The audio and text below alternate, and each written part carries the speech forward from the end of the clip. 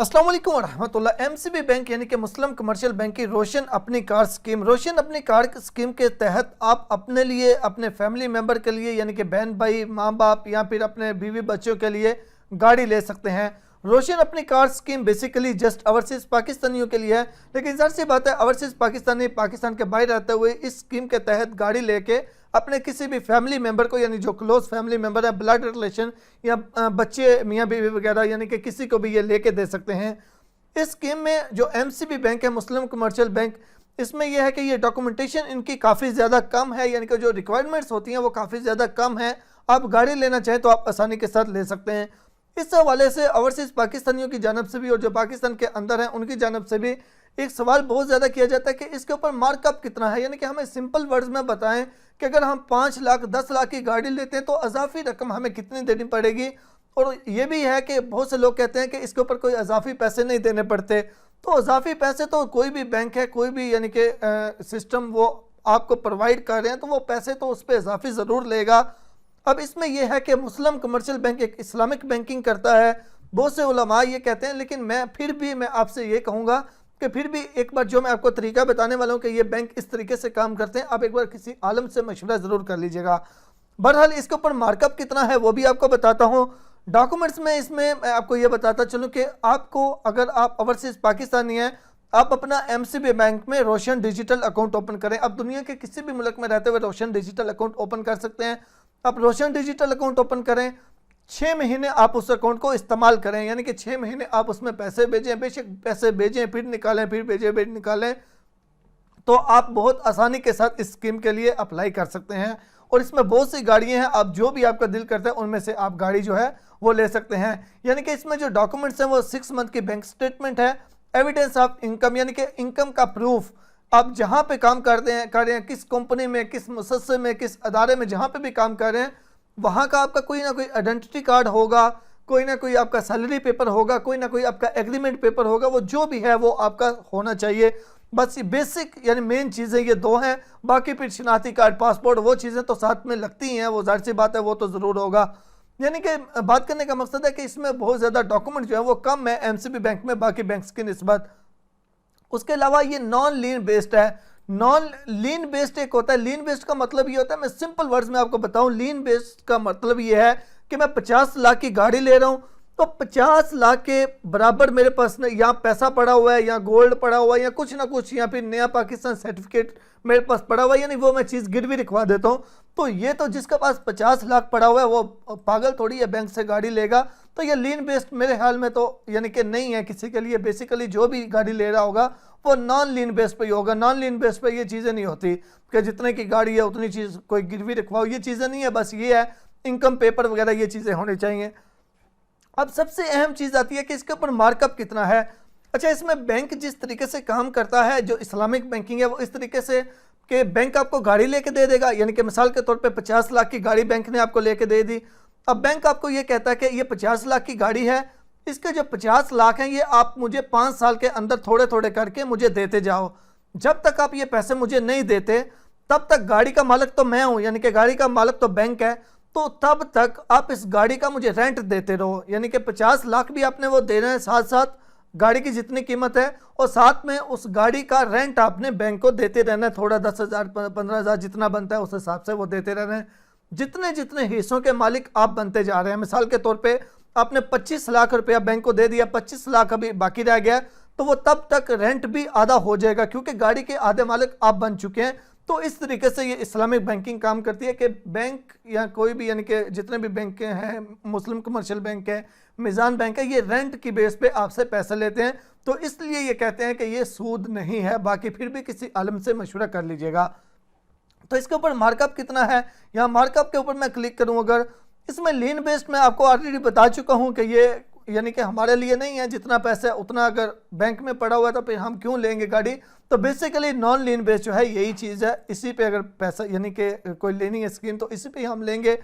तो नॉन लीन बेस्ड पे आपको प्रॉफिट कितना बैंक को देना पड़ेगा, 1 ईयर काइबोर प्लस 1%। अब ये काइबोर क्या है, काइबोर है Karachi inter bank offer rate. Karachi inter bank जो ऑफर रेट करता है ये ऑफिशियल स्टेट बैंक की वेबसाइट के ऊपर डेली वाइज इसका ये जो रेट है ये डेली वाइज जो है ये अपडेट होता है।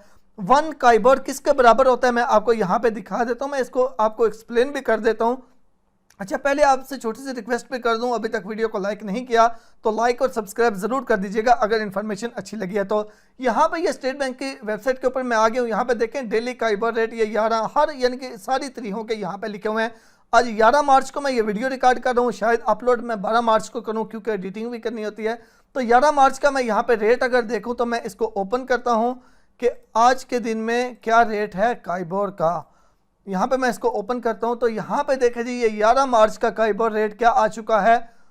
एक वीक अगर यानी कि कोई आप बैंक से कोई डील कर रहे हैं, एक हफ्ते के हिसाब से कर रहे हैं, तो एक साल के हिसाब से हम कर रहे हैं, तो एक साल का जो काइबर रेट है आज के दिन का वो 11.82 और ऑफर क्या है 12.32। 12.32 मतलब, यहाँ पे मैं वापस आता हूँ वेबसाइट के ऊपर, यहाँ पे ये 1 ईयर काइबर, 1 ईयर काइबर यानी कि काइबर का मतलब क्या हो गया। यहाँ पे हमने क्या देखा 12.32, 12.32 यानी 1 लाख के ऊपर 12,300 रुपया 320 रुपये तकरीबन बनते हैं एक काइबर के।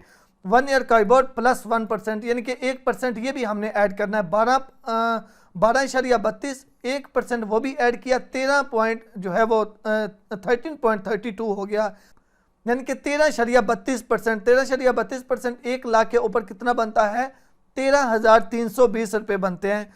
तो अगर आप बैंक से कोई स्कीम लेते हैं रोशन अपनी कार, तो तकरीबन इस पे ये अप एंड डाउन भी होता रहता है, यानी कि 12, 13, 14% आपको बैंक को इजाफी रकम देनी होगी 1 लाख के ऊपर। यानी कि 1 लाख है, 1 लाख की गाड़ी है तो 1,14,000, 1,13,000 इस तरह करके, यानी जितने लाख की गाड़ी है उस हिसाब से।